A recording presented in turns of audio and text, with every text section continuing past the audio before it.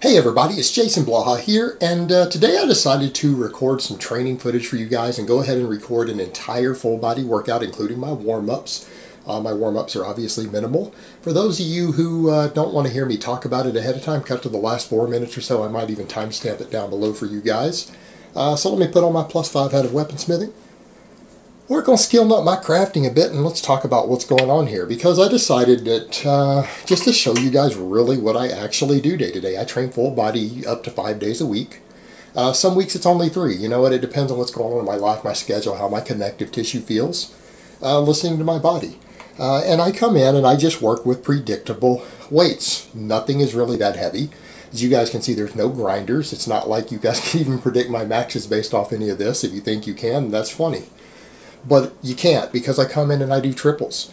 Sometimes I do 5 rep sets. But the thing is, I go through phases of accumulation work days like this where it's a lot of 3x3. But you know, again, everything is with weights I could do for 5 or 6 or 7 reps easily. But the whole point is just predictable strength day in, day out. And I know that you guys saw some clips yesterday that I put up from over 3 days, from Friday, Saturday, Sunday. Well, I took yesterday off.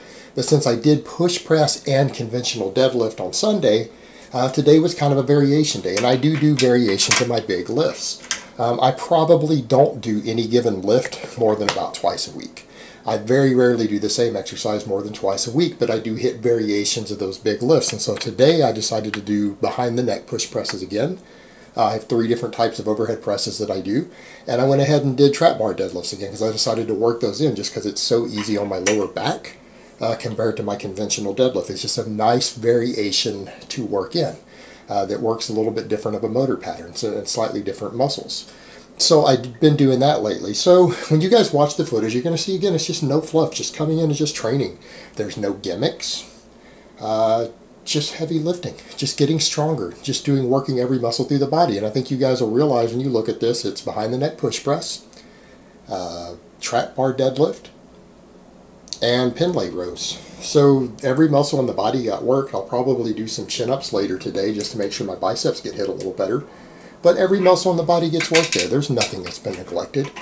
3 big basic exercises. Now, when you guys watch it, you will note my cleans are a little more awkward when I'm doing the behind the neck press, and that is because I'm doing a really, really wide grip. It is pretty much a snatch grip. And I should probably learn to just snatch, to just put those up. Because what I used to do for a while, I was cleaning it up and then having to bring my grip spacing out, because I find behind the neck presses, it's one of those exercises that not everyone can do safely, but you have to actually find the right grip width.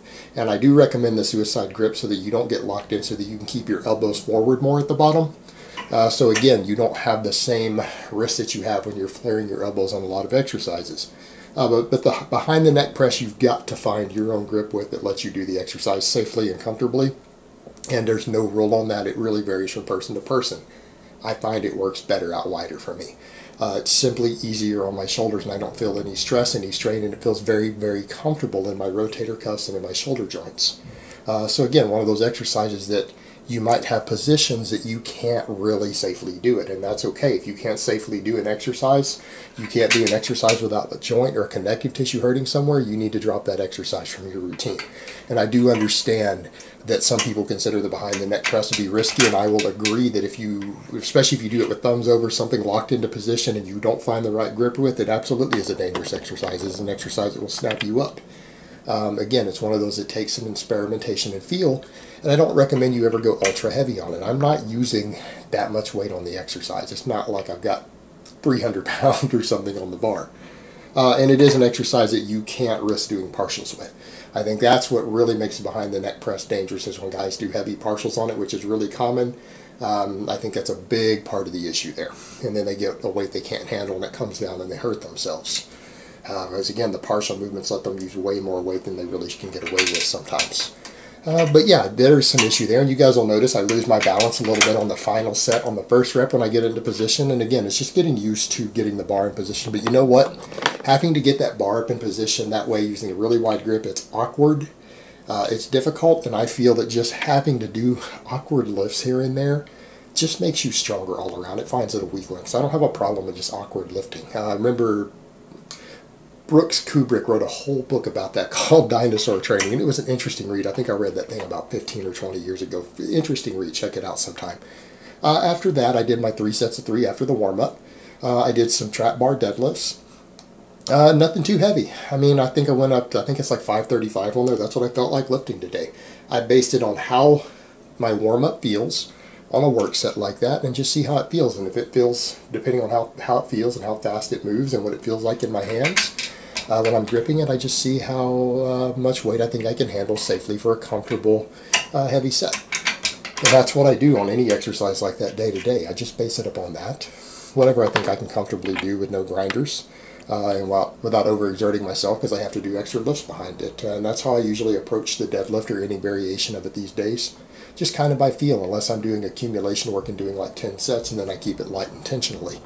But yeah, you guys will notice it's the low bar, and there's a big difference. Some people will note that difference. You can lift a lot more weight when you use the higher handles. Some of the trap bars have high handles. You should be able to add at least 50 pounds. In some cases, some people can add like 80 pounds or more to it by using the higher handles. I'm using the low handles. They're completely smooth. There's no knurling, so that makes them really great for your grip training too, particularly if you hold it for just a second at the top, because you have a bar that has no knurling on it. You really have to have the strong grip to hold on to those on some of those trap bars, and so I really like that. It's just a good exercise variation that lets me do a little pulling, take a little bit of stress off my lower back, and work my grip a little more, because what I always tell people, you can never have a strong enough grip. I mean, your grip is oftentimes a true test of strength.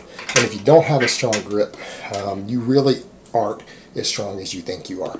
And you could have the strongest legs and strongest chest in the world, but if you can't grip anything, does it really matter? Does it count? I think that it doesn't. It's just my opinion. For whatever that's worth. And then finally I did some Pendlay rows. Now I was trying to do this just no ego, just come in and lift, and the camera's on me, and I didn't do a warm-up. I just went straight to it after trap pulls, as I do that sometimes with my Pendlays. Honestly, this almost wasn't a Pendlay row. A Pendlay row requires your torso to not move at all. I probably should have gone 10 pounds heavier. I probably should have dropped down to 245. I have 255 on there. I honestly should have done 245. It would have been a lot cleaner, a lot prettier. So that's a big criticism I have of what I did today. I put too much weight on the bar on that exercise. And you need to remember, cheating and swinging on an exercise doesn't make you bigger. It doesn't make you stronger. All right? It doesn't do any of that. And we can argue about that all day long, but adding momentum to an exercise like the Pendlay row doesn't make you stronger. That's an exercise to make you more explosive. You become explosive by moving a weight explosively from a dead stop, not by swinging and cheating on it, you know? So I feel like I had a little bit too much body English on that, for those familiar with that term. So realistically, I should have gone about 10 pounds lighter. And I think it's because I did a lot of pulling this weekend. My back was probably fatigued a little bit, and that was reflected in my form today. And usually I try to tighten the form up, and I think next time I film that exercise I'll go lighter so that it's nice and clean and pretty, and I demonstrate it correctly. Because again, a Pendlay row, there's supposed to be no movement of your torso at all. It's a very strict row that still puts some tension and everything on the posterior chain. But all in all, normal full body workout. This is what a workout looks like for me, guys. Other than these were some of my variation lifts. These weren't my main lifts, but we saw those on Sunday. We saw my push presses. We saw my conventional deadlift Sunday. So today was kind of one of those variation lift days. And I just decided I just wanted to film today. We were just like on the way to the gym, let's just film. And so we filmed everything. And oh, the other thing is I'm down, I'll probably throw that in at the end too, I'm down 2 more pounds this week. Again, it's just all the extra cardio I'm doing. A lot of people are kind of like, Jason, why don't you ever cut? Well, I'm slow cutting. I'm down 12 pounds. I'm down 12 pounds and maintaining my strength, and that's the key to it. I'm not willing to risk losing strength to lose body fat. I'm just not. I don't think that's an acceptable outcome for me, because I like being strong. I want to be strong. I want to be stronger than I am now, just slowly and safely. But if I can do what I'm doing now and I lose slowly enough, pound here, pound there, by just adding in a lot more cardio, like yesterday I did 1 hour 15 minutes on my bike,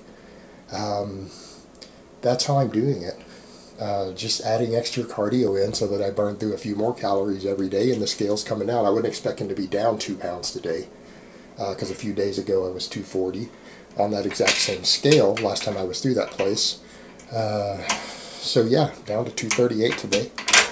So the scale's just slowly coming down, and we'll just take it week by week. But I don't have any sort of plan for that. I don't have a timeline. I'm just adding extra cardio in and just seeing what it does and seeing if it just brings the body fat down slowly by burning through more calories. Because that's all body fat loss is, calories in, calories out. So if I can gain a little bit of muscle and do more cardio to burn through a little extra body fat over time, the scale will just slowly come down, and that's what it's doing. I've done 12 pounds that way, and I'm still eating a ton of food. I'm eating at least 3,500 calories every day. Alright guys, but that's really all I have to say on that today. I hope it's been informative and you guys enjoy the training footage.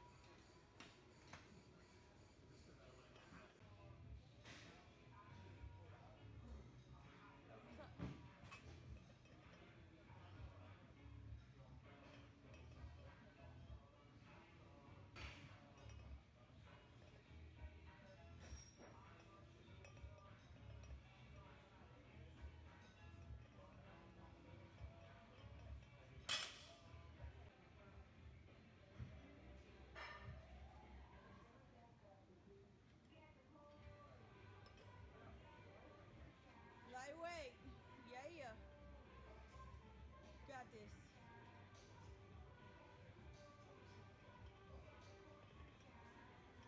Come on, baby. Yeah.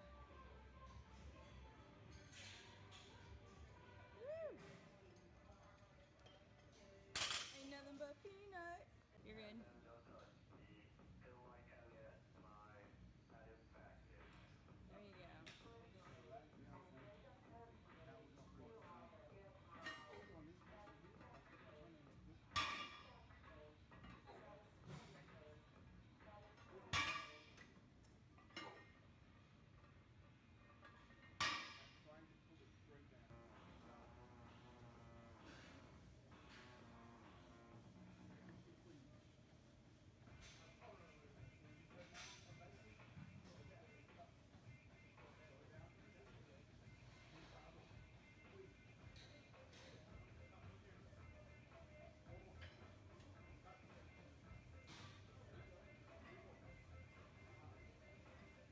go.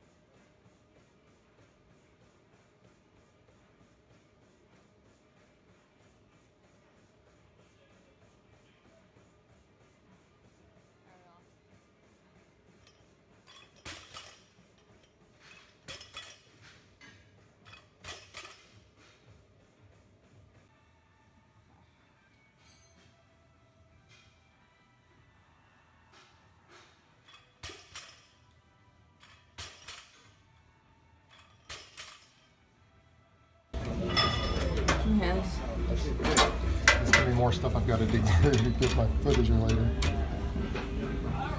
I'm down. Oh shit. I'm down 2 pounds. All that cardio. Damn. Cardio works, everybody. Let's zero this out to prove it.